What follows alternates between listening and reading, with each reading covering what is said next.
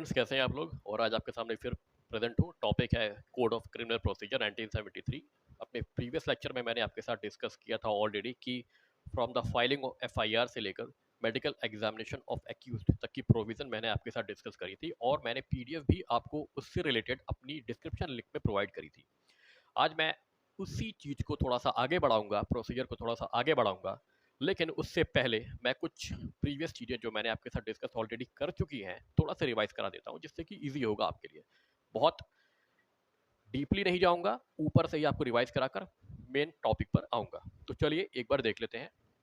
जैसे कि हमने पहले लेक्चर में मैंने बताया था कि सबसे पहले अगर कोई ऑफेंस होता है तो ऑफेंस के बाद हम ये देखते हैं कि ऑफेंस, ये काम पुलिस का है कि ऑफेंस कैसा है। ऑफेंस आपका शॉर्ट में लिख दे रहा हूँ, कॉग्निजेबल है या नॉन कॉग्निजेबल है। अगर कॉग्निजेबल है तो यहाँ पे सेक्शन 154 में एफआईआर लॉन्च हो जाती है। अगर नॉन कॉग्निजेबल है तो यहाँ सेक्शन 155 ऑफ सीआरपीसी में एनसीआर लॉन्च हो जाती है। अब इसके बाद होता क्या है कि पुलिस के पास पावर दी गई है कॉग्निजेबल केस में इन्वेस्टिगेशन करने की, तो वो है सेक्शन 155 सीआरपीसी, और प्रोसीजर जो बताया गया है इन्वेस्टिगेशन करने का वो है 157 सीआरपीसी। अब मैंने प्रीवियस में बताया था आपको कि जो ये एफआईआर लॉन्च हुई है, एफआईआर की कॉपी उस संबंधित मजिस्ट्रेट के पास, जुडिशियल मजिस्ट्रेट के कोर्ट में भेजनी होती है सेक्शन 157 का कंप्लायंस करते हुए, क्योंकि 157 में ये बताया गया है कि जैसे ही एफआईआर दर्ज होगी तुरंत 157 का फॉलो करते हुए, प्रोविजन को फॉलो करते हुए हम मजिस्ट्रेट के पास वो एफआईआर की कॉपी जितनी जल्दी हो सकेगी भेज देंगे 157 का कंप्लायंस करते हुए। अब सपोज करिए कि हमने मजिस्ट्रेट को कॉपी सेंड कर दी है। अब पुलिस के पास जो नेक्स्ट काम आता है वो काम आता है कि पुलिस अब इन्वेस्टिगेशन स्टार्ट करेगी। इन्वेस्टिगेशन स्टार्ट करेगी। अब इन्वेस्टिगेशन स्टार्ट करने में पुलिस को क्या क्या करना होगा। तो इन्वेस्टिगेशन स्टार्ट करने में जो पुलिस करती है वो करती है सर्च, वो करती है अरेस्ट, वो करती है सीज,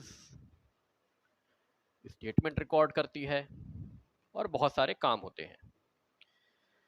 तो सबसे पहला काम होता है कि अरेस्ट किया जाए अभियुक्त को जल्दी से जल्दी, क्योंकि ना वारंट की जरूरत होती है कॉग्निजेबल में, ना मजिस्ट्रेट के ऑर्डर की जरूरत होती है वो कॉग्निजेबल केस में। तो यहाँ पे आपका सबसे प्रथम काम जो होता है वो होता है अरेस्ट करना, और अरेस्ट करने के बाद अभियुक्त को सर्च करना। अगर कुछ भी उसके पास से मिलता है, बम बारूद एमिनेशन कुछ भी, उसको सीज करना, और फिर उसके बाद जो विटनेसेस हैं उनका आपका विटनेसेस का स्टेटमेंट रिकॉर्ड करते चलना, और फिर उस एक्यूज्ड का मेडिकल कराना। मेडिकल, अब मैं, ये तो बात हो गई सर्च करना, अरेस्ट करना। अब देखिए, सपोज करिए कि इन्वेस्टिगेशन स्टार्ट है, सर्च किया जा रहा है अभियुक्त का कि अभियुक्त कहीं भी मिले उसे अरेस्ट करें, और अभियुक्त हमें मिल जाता है अरेस्ट। इन्वेस्टिगेशन में हमने सर्च करी और उस पर हमें अरेस्ट अभियुक्त मिला और हमने उसे अरेस्ट कर लिया। अब अरेस्ट कर कर कौन कौन कर सकता है, तो ये भी बहुत जल्दी से समझ लीजिए आप लोग। एक तो आपके एसएचओ साहब कर सकते हैं, station house officer oblique investigation officer, दोनों ही कर सकते हैं। दूसरा अरेस्ट कौन कर सकता है, प्राइवेट पर्सन भी अरेस्ट कर सकता है। प्राइवेट पर्सन को अरेस्ट करने की पावर कहां दी गई है, सेक्शन 43 सीआरपीसी में। और जो ये अरेस्ट करेंगे इनको ऑलरेडी पावर दी गई है 157 सीआरपीसी में।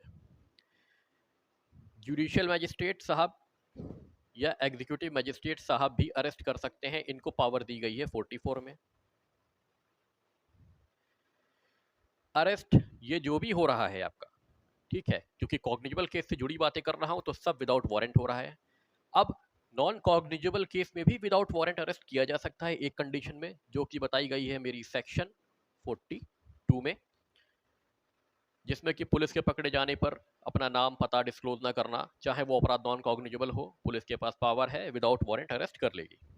ठीक है, तो प्राइवेट पर्सन अरेस्ट कर सकते हैं, पुलिस ऑफिसर अरेस्ट कर सकते हैं, जेएम अरेस्ट कर सकते हैं, नॉन कॉग्निजेबल में विदाउट वारंट अरेस्ट किया जा सकता है। तो ये चीजें हैं। अब सपोज करिए हमने अरेस्ट कर लिया, इन लोगों ने अरेस्ट कर लिया। अब अरेस्ट करने के बाद, अरेस्ट करने के साथ कुछ प्रोविजन है जो कि जरूरी होते हैं, जैसे कि एक्यूज्ड को एज पर सेक्शन 50 सीआरपीसी में अगर वो बेलेबल ऑफेंस में अरेस्ट किया गया है विद वारंट, कॉग्निजेबल है, कॉग्निजेबल है और बेलेबल भी है, तो कॉग्निजेबल है तो वारंट की जरूरत नहीं, लेकिन ऑफेंस बेलेबल है, मतलब कॉग्निजेबल है एंड बेलेबल है, उस केस में उसको उसके बेल का राइट बताना ही पड़ेगा कि तुम बेल के हकदार हो, तुम्हें बेल मिल सकती है। पहली चीज, नॉन बेलेबल में कोई राइट नहीं है अभियुक्त का जानने का कि उसे बेल मिलेगी कि नहीं मिलेगी। नॉन बेलेबल में पुलिस को भी जरूरत नहीं है बताने की कि बेलेबल आपको बेल मिल सकती है कि नहीं, क्योंकि वो कोर्ट के डिस्क्रिप्शन के ऊपर है, अभियुक्त के राइट के ऊपर नहीं है, इसलिए। उसके बाद अभियुक्त को बताना कि भैया तुम्हें अरेस्ट करा क्यों गया है, what is your ground of arrest.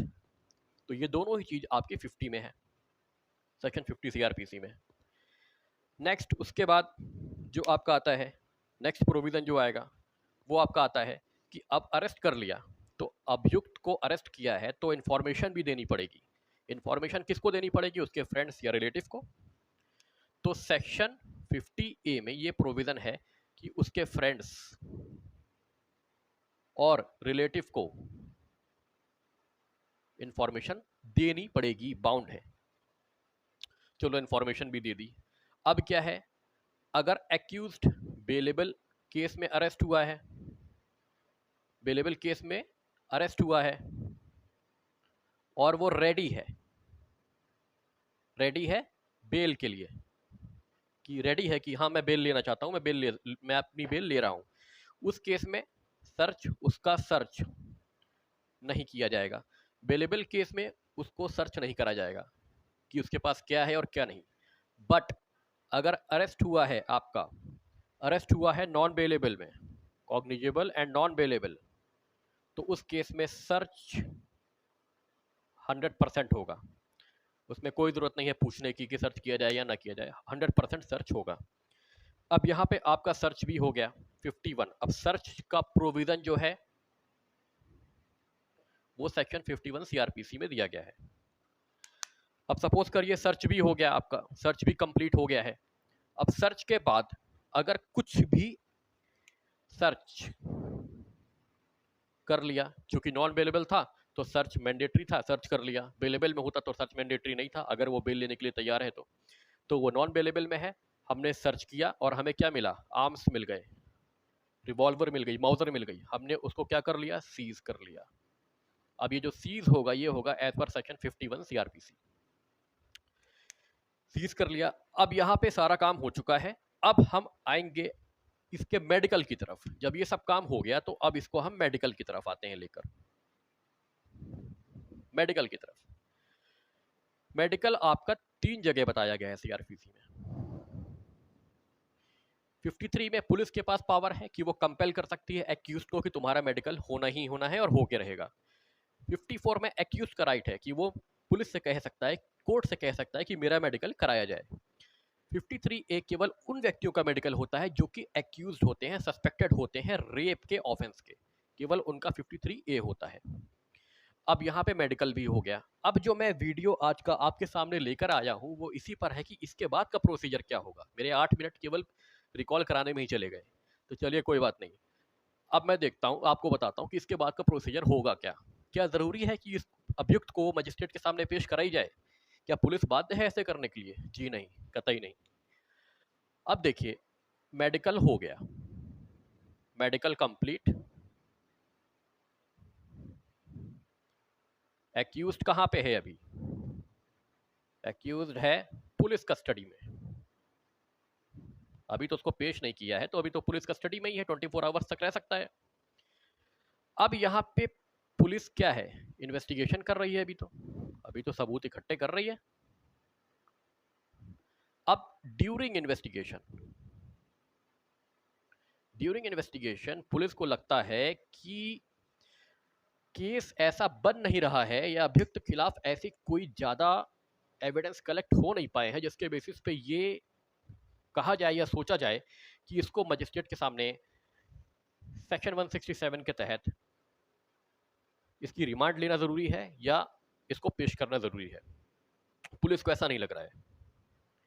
जैसा सेक्शन 57 में बताया गया है कि आप 24 आवर से ज़्यादा नहीं रख सकते, आपको पेश करना पड़ेगा। तो पुलिस को लग रहा है कि अपॉन इन्वेस्टिगेशन करते हुए मेडिकल भी करा दिया, लेकिन अब लग रहा है कि इसके खिलाफ कोई ऐसे पुख्ता सबूत नहीं मिले हैं जिसकी वजह से इसको हम मजिस्ट्रेट के सामने पेश करा ही दिया जाए, ऐसा कुछ नहीं है।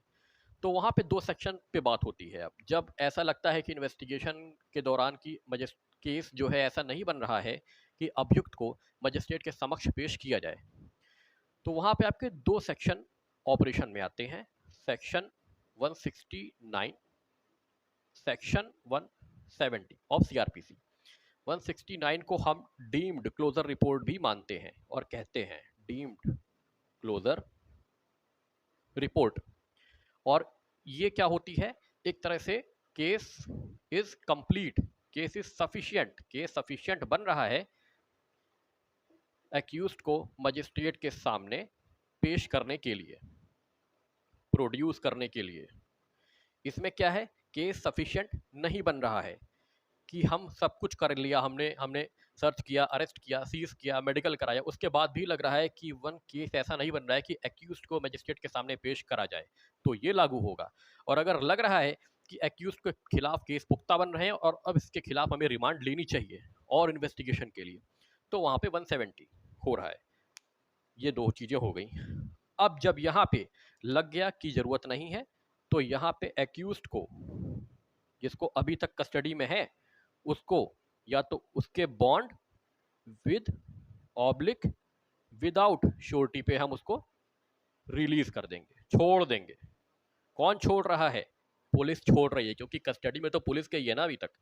तो यहाँ पे एक्यूज्ड को बॉन्ड विद और विदाउट सिक्योरिटीज, बॉन्ड मतलब पर्सनल मैं अपना दे रहा हूं कि मैं कोर्ट के सामने हाजिर होऊंगा। बेल और बॉन्ड में फर्क समझिए। बॉन्ड मतलब होता है जो मैं खुद देता हूं, बेल मतलब होती है जो जमानतदार देते हैं। कोर्ट कहता है कि 2000 के पर्सनल बॉन्ड और 5,000 के जमानतदार के बेसिस पे तुम्हें छोड़ेंगे। तो यहाँ पे सपोज करिए कि 2000 का उसने बॉन्ड भर दिया और 4,000 के दो जमानतदारों ने अपनी इसकी जमानत ले ली, तो ये छूट सकता है। अब बात करते हैं 170 पे। 169 में तो हमने समझ लिया कि एक्यूज को पेश नहीं करेंगे और उसे बॉन्ड पे छोड़ देंगे, और फिर वो सारे पेपर जो कि इन्वेस्टिगेशन में कलेक्ट किए हैं मजिस्ट्रेट की कोर्ट में जाके लगा देंगे कि सर हमने अभियुक्त को बॉन्ड पे छोड़ दिया है, बेल पर छोड़ दिया है, और जो इस केस से जुड़े दस्तावेज हैं वो आपके सामने हम पेश कर दिए हैं। वो जीडी है, एफआईआर है, स्टेटमेंट जो भी है वो हमने आपके सामने पेश कर दी है। नाउ अब अगर केस ऐसा बन रहा है 170 में कि एक्यूज्ड को पेश करना जरूरी है रिमांड लेने के लिए, तब यहाँ पे सेक्शन 167 अप्लाई हो जाता है। सेक्शन 167 अप्लाई होता है, इसमें दो चीजें होती हैं। जब 167 अप्लाई होता है तो यहाँ पे दो चीजें एक साथ होती हैं। एक आर्ग्यूमेंट होता है रिमांड पे और दूसरा होता है बेल पे। ये दोनों होता है साइमल्टेनियसली होता है। और कभी कभी होता है कि अभियुक्त के कोई वकील नहीं हो पाते हैं तो उस केस में रिमांड मिल जाती है पुलिस को, वरना नॉर्मल कोर्ट का अपना ये होता है कि दोनों चीजों को सुना जाए, बेल को भी और रिमांड को भी, जब पहली बार अभियुक्त को पेश किया जा रहा है। अब सपोज करिए कि इन दोनों पर बहस हो गई, ठीक है, इन दोनों पर बहस हो गई और लास्टली अभियुक्त को कोर्ट ने कहा कि इनको हम रिमांड दे रहे हैं। अब ये रिमांड की कौन से टाइम? फर्स्ट टाइम रिमांड दी जा रही है अभियुक्त को, तो फर्स्ट टाइम में मैक्सिमम 15 डेज से ज्यादा की रिमांड नहीं दी जा सकती, पहली चीज। और ये जो रिमांड है 15 डेज की, इसमें मिली जुली रिमांड हो सकती है, जैसे कि पुलिस रिमांड, या इसको आप कस्टडी भी कह सकते हैं, और जुडिशियल रिमांड, जुडिशियल कस्टडी भी कह सकते हैं। पुलिस रिमांड में क्या होता है कि पुलिस अभियुक्त को अपने साथ जहां जहां भी स्पॉट पर, जहां लगता है कि जहां से एविडेंस कलेक्ट हो सकते हैं वहां पर अपने साथ ले जा सकती है, इंट्रोगेशन कर सकती है। हाँ, भले ही वहां पे 41D का प्रावधान लागू है कि उसका वकील ड्यूरिंग इंट्रोगेशन अभियुक्त के साथ रहेगा, थ्रू आउट नहीं, वो है। लेकिन जुडिशियल कस्टडी में क्या है? उसको सीधा अभियुक्त को जेल भेज दिया जाता है, जैसे हमारे प्रयागराज में है इलाहाबाद सेंट्रल जेल, ठीक है, नैनी सेंट्रल जेल है हमारे यहाँ, तो अगर जुडिशियल रिमांड देगी तो डायरेक्ट उसे जेल भेज देगी। पुलिस रिमांड देगी तो पुलिस को सौंप देगी, पुलिस उसको चाहे इन्वेस्टिगेशन के लिए किसी भी स्पॉट पर ले जाए, कहीं भी छानबीन करने के लिए ले जाए, एविडेंस कलेक्ट करने के लिए कहीं भी ले जाए, वो वहाँ काम करेगी। नाउ अब उसके बाद अब आप समझ लीजिए कि रिमांड का प्रोसेस क्या है। ये तो मैंने बता दिया कि जेल भेज दिया जाएगा। अब रिमांड का प्रोसेस क्या है, रिमांड क्या क्या है। अब हमने सपोज करिए कि उसको रिमांड भेज दिया और वो चला गया पुलिस ऑब्लिक जेल, या तो पुलिस के कब्जे में चला गया या हमने उसको डायरेक्ट जेल भेज दिया। अब उसके राइट क्या है। अब सपोज करिए कि वो जेल भेज दिया गया है, जेल भेजे जाने पर वो जेल में बंद है, इन्वेस्टिगेशन चल रही है। अब इन्वेस्टिगेशन को बीत गए 60 डेज या इन्वेस्टिगेशन को बीत गए 90 डेज। 60 डेज उस केस में जब सजा कितनी हो, सजा आपकी 10 साल से ऊपर की ना हो, 10 ईयर्स एंड बिलो, 10 साल या 10 साल से नीचे की हो। 90 days, 10 years and above, up to death sentence का पनिशमेंट हो।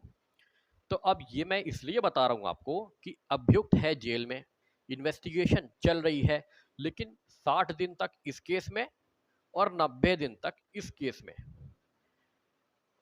चार्जशीट नहीं लगी केस में। तो अभियुक्त इन दोनों ही केस में जैसा उसका अपराध हो, जैसे उसकी पनिशमेंट से जुड़ा हुआ उसका अपराध हो, डिफॉल्ट बेल का अधिकारी हो जाता है। डिफॉल्ट बेल उसको मिल जानी चाहिए, डिफॉल्ट बेल। तो यहां पे मैंने आपको रिमांड तक का प्रोसीजर आज बता दिया। रिमांड के बाद पुलिस इन्वेस्टिगेशन करती रहती है। जैसे इन्वेस्टिगेशन कंप्लीट होता है, पुलिस या तो चार्जशीट प्लेस कर देती है कोर्ट में 173 में, या आपकी फाइनल रिपोर्ट एफआर लगा देती है। एफआर मीन्स केस नहीं बन रहा है, हम अपनी इन्वेस्टिगेशन खत्म करते हैं।